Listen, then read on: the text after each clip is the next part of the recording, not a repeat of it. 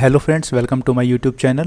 Right now we are studying some basics of mathematics. Actually ये basics physics और mathematics दोनों के point of view से ही important हैं. लास्ट लेक्चर में हमने स्ट्रेट लाइन के कुछ बेसिक्स को स्टडी किया था. हमने स्ट्रेट लाइन के स्लोप को भी डिफाइन किया था. स्ट्रेट लाइन का स्लोप निकालने के दो तरीके थे. अगर हमें किसी स्ट्रेट लाइन के एंगल का पता है पॉजिटिव एक्स एक्सिस के साथ, then tangent of that angle would give slope of that line. और अगर हमें एंगल का नहीं पता है तब हमें उस स्ट्रेट लाइन के दो पासिंग पॉइंट्स का पता होना चाहिए और फिर उन पासिंग पॉइंट्स की हेल्प से y2 minus y1 divide by x2 minus x1 means change in y divide by change in x कर भी हम स्लोप को फाइंड आउट कर सकते हैं. अब मान लीजिए ये एक स्ट्रेट लाइन है जिसको Cartesian coordinate system means x axis और y एक्सिस के रिस्पेक्ट में ड्रॉ किया गया है. अब हम इस लाइन के डिफरेंट सेगमेंट्स को स्टडी करते हैं. अगर हम 0 से 1 के सेगमेंट को देखें, जब x एक्सिस के अलोंग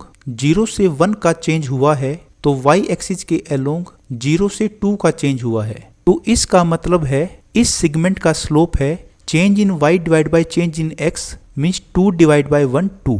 अब हम इसी लाइन के किसी दूसरे सेगमेंट को स्टडी करते हैं. सपोज कीजिए हम लेते हैं सेगमेंट 3 to 4.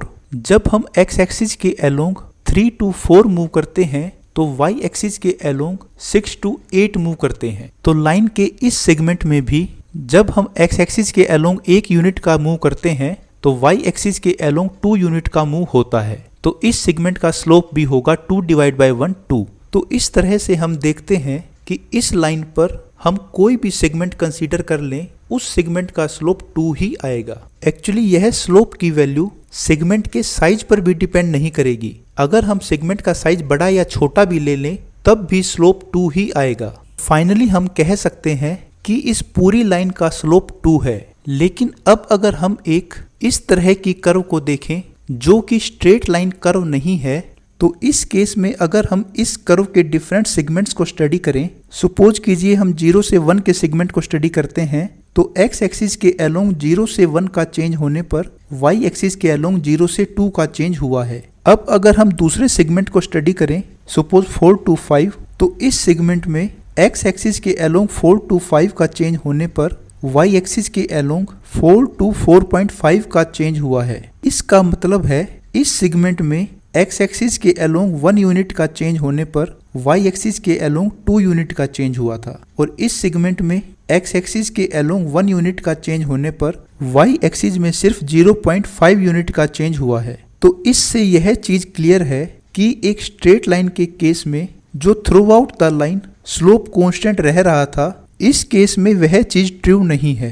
इस केस में हर सेगमेंट का स्लोप अलग अलग है. अगर हम और ज्यादा अप्रोप्रिएटली कहें तो इस कर्व में हर पॉइंट का स्लोप अलग अलग है. तो अब क्वेश्चन यह अराइज होता है कि अगर कोई लाइन स्ट्रेट नहीं है तो उस कर्व का स्लोप कैसे फाइंड आउट किया जाए. इसी चीज को सोल्व करने के लिए डिफरेंशिएशन का कंसेप्ट प्ले में आता है. क्योंकि इस कर्व में डिफरेंट सेगमेंट का स्लोप अलग अलग है, तो किसी पॉइंट पर स्लोप निकालने के लिए हम इस सेगमेंट के साइज को रिड्यूस करते जाएंगे और हम इस सेगमेंट के साइज को इतना रिड्यूस करेंगे कि यह साइज टेंड्स टू 0 हो जाए. और उस केस में हम लिख सकते हैं slope is equal to dy divide by dx. यहाँ dy का मतलब है very small change in y और dx का मतलब है very small change in x. और इस कर्व के केस में इस dy बाई dx की वैल्यू इस कर्व के डिफरेंट पॉइंट्स पर डिफरेंट होगी. तो इस तरह से जो लाइन स्ट्रेट नहीं है उस कर्व का स्लोप निकालने का बेस्ट मेथड है उस कर्व को डिफरेंशिएट कर दीजिए विद रिस्पेक्ट टू x. और अदर वर्ड्स में हम कह सकते हैं उस कर्व के डिपेंडेंट वेरिएबल को डिफरेंशिएट कर दीजिए with respect to independent variable. Suppose कीजिए हम एक एग्जांपल लेते हैं that is y is equal to X square. इस कर्व का ग्राफ कुछ ऐसा होगा. तो अब हमें इस कर्व का स्लोप निकालना है. क्योंकि यह एक स्ट्रेट लाइन नहीं है तो इस कर्व के हर पॉइंट पर स्लोप अलग होगा. उस स्लोप को निकालने के लिए हम इस कर्व को डिफरेंशिएट करते हैं, then dy by dx is equal to 2x. तो अब हम कह सकते हैं कि इस कर्व का स्लोप है 2x. Slope is equal to 2x show करता है कि जैसे जैसे x चेंज होगा स्लोप की वैल्यू भी चेंज होगी. जैसे मान लीजिए जब x की वैल्यू 0 है तो उस टाइम पे स्लोप होगा 0, मीन्स इस पॉइंट का स्लोप होगा 0। जब x की वैल्यू 1 है तो स्लोप की वैल्यू होगी 2 × 1 2, मीन्स इस पॉइंट का स्लोप होगा 2। जब x की वैल्यू 4 है तो स्लोप की वैल्यू होगी 2 × 4 मीन्स 8, मीन्स x = 4 के कोरस्पोंडिंग इस पॉइंट का स्लोप होगा 8। सिमिलरली हम नेगेटिव x के लिए भी स्लोप फाइंड आउट कर सकते हैं। -1 के लिए स्लोप होगा -2 और -4 के लिए स्लोप होगा -8। इस तरह से डिफरेंशिएशन का यूज करके हम कर्व के किसी भी पॉइंट पर स्लोप निकाल सकते हैं। और यहाँ पर स्लोप का फिजिकल सिग्निफिकेंस क्या है? स्लोप का फिजिकल सिग्निफिकेंस है रेट ऑफ चेंज को फाइंड आउट करना। मीन्स किसी भी पैरामीटर में चेंज होने का जो रेट है वो अगर हमें फाइंड आउट करना है तब हमें उस कर्व को डिफरेंशिएट करना पड़ेगा। इसको हम एक प्रैक्टिकल एग्जांपल से समझते हैं। सपोज कीजिए एक बैलून में हवा भरने का जो रेट है वो है 3t cm3/s। तो यह 3t cm3/s क्या शो करता है कि उस गुब्बारे में जो हवा भरी जा रही है वह हर टाइम पर सेम रेट से नहीं भरी जा रही है। अगर हम t = 1 सेकेंड की बात करें तो उस टाइम पे जो हवा भरने की रेट है वो होगी 3 × 1 मीन्स 3 cm3/s। मीन्स उस 1 सेकेंड वाले इंस्टेंट पे गुब्बारे के अंदर 3 cm3/s की रेट से हवा जा रही होगी। वहीं अगर हम मान लीजिए 4th सेकेंड की बात करें तो t = 4 सेकेंड पर जो बैलून के अंदर हवा भरने का रेट होगा वो होगा 3 × 4 12 cm3/s। मीन्स चौथे सेकेंड पे गुब्बारे में जो हवा भरी जा रही होगी वह 12 cm3/s के रेट से भरी जा रही होगी। तो इस एग्जाम्पल से यह क्लियरली शो होता है कि हर टाइम पर जो हवा भरने का रेट है वो अलग अलग है। इनफैक्ट वह रेट टाइम के साथ बढ़ता ही चला जा रहा है। यहाँ पर हम एक चीज और समझते हैं कि यह जो 3t गिवन है यह गुब्बारे में हवा भरने का रेट गिवन है। हवा को अगर हम एयर मीन्स a से डिनोट करें तो यह हमें गिवन है dA/dt means rate of change in air with respect to time. Means गुब्बारे के अंदर एयर किस रेट से चेंज हो रही है। तो क्या अब हम इस dA/dt means rate of change in air का यूज करके total air in balloon at any time t निकाल सकते हैं? Means air at any time t? तो उसका आंसर है यस। उसके लिए हमें इस फंक्शन को इंटीग्रेट करना होगा। 3t का इंटीग्रेशन होगा 3t² 2 + c। तो यह उस एयर का एक्सप्रेशन है जो एट एनी टाइम t उस गुब्बारे के अंदर होगी। यह कांस्टेंट c क्या शो करता है? यह कांस्टेंट c यह शो करता है कि जब टाइम की वैल्यू 0 थी तो उस टाइम पे गुब्बारे के अंदर कुछ हवा थी या नहीं।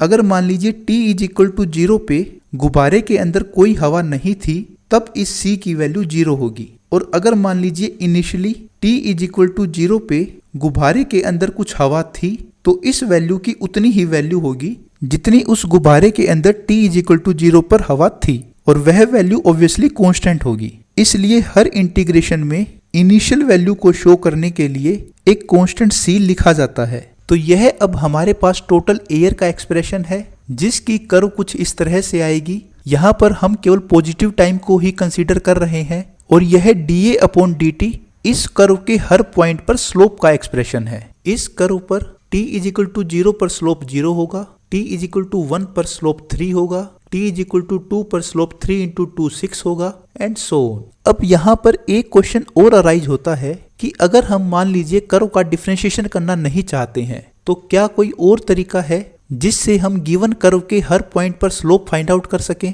तो उसका आंसर है यस। अगर हमें मान लीजिए इस पॉइंट पर स्लोप फाइंड आउट करना है तो हम इस कर्व के इस पॉइंट पर टेंजेंट ड्रॉ करेंगे और उस टेंजेंट का जो स्लोप होगा वही इस कर्व पर इस पॉइंट का स्लोप होगा। और टेंजेंट का स्लोप हम कैसे फाइंड आउट करेंगे? यह टेंजेंट एक्स एक्सिस को कट करेगा। हम देखेंगे कि यह टेंजेंट एक्स एक्सिस के साथ कितने डिग्री का एंगल बनाता है, उस एंगल को मेजर करेंगे और फिर उसका टेंजेंट ले लेंगे। यहाँ पर ध्यान दीजिए जो एंगल का टेंजेंट ले रहे हैं वो TAN वाला टेंजेंट है और जो इस पॉइंट पर टेंजेंट मार्क करने को बोल रहे हैं उस टेंजेंट का मतलब है स्पर्श रेखा। इस तरह से हमें कर्व के किसी भी पॉइंट पर अगर स्लोप निकालना है तो उस पॉइंट पर टेंजेंट मार्क कीजिए और उस टेंजेंट का स्लोप फाइंड आउट कर लीजिए। So this is the practical way to find out the slope at any point on the curve. तो अब ये सब सीखने के बाद हम मान लीजिए एक कर्व ड्रॉ करते हैं जो कि कुछ इस तरह की है। इस कर्व में अगर हम कहें कि पॉइंट ए, बी, सी और डी पर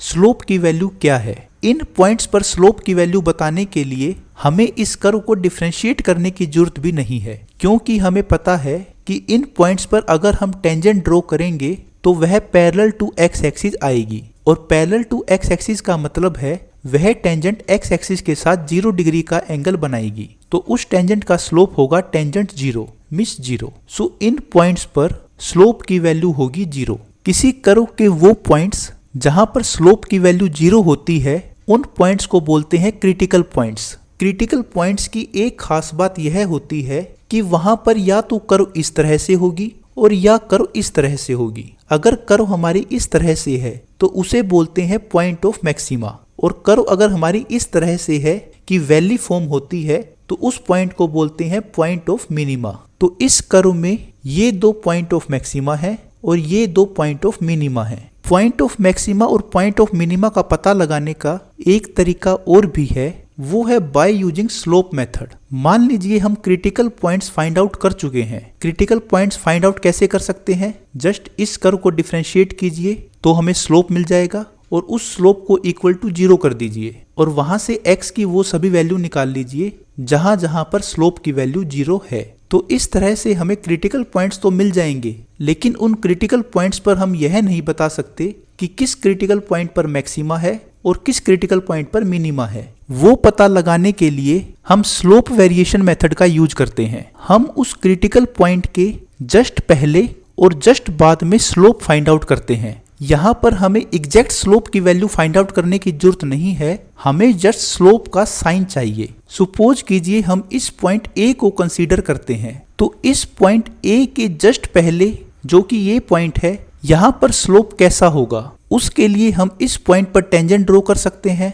और वह टेंजेंट कुछ ऐसी होगी। अगर हम पॉइंट ए के जस्ट बाद की बात करें तो कर्व पर वह पॉइंट यहाँ पर होगा, और अगर हम इस पॉइंट के स्लोप की बात करें तो हम इस पॉइंट पर टेंजेंट ड्रॉ करते हैं और वह टेंजेंट कुछ ऐसी होगी। तो हम इस टेंजेंट को देख के यह तो नहीं बता सकते हैं कि इस टेंजेंट का स्लोप क्या होगा, बट यह जरूर बता सकते हैं कि इस टेंजेंट का स्लोप पॉजिटिव होगा या नेगेटिव होगा। जैसा कि हमने पिछले लेक्चर में देखा था कि वो सभी लाइंस जिनका झुकाव एक्स एक्सिस की तरफ होता है वो पॉजिटिव स्लोप वाली लाइंस होती हैं। तो इसका स्लोप पॉजिटिव है और इस टेंजेंट का स्लोप नेगेटिव है। तो हम कह सकते हैं कि अगर किसी क्रिटिकल पॉइंट के अलोंग स्लोप पॉजिटिव से नेगेटिव की तरफ वेरी हो तो उस क्रिटिकल पॉइंट पर मैक्सिमा एग्जिस्ट करेगा। मिनिमा के लिए यह कंडीशन उल्टी होगी। जैसे यहाँ पर बी पॉइंट ऑफ मिनिमा है तो यहाँ पर बी से जस्ट पहले स्लोप ऐसे होगा और बी के जस्ट बाद स्लोप ऐसे होगा। ये स्लोप नेगेटिव है, ये स्लोप पॉजिटिव है।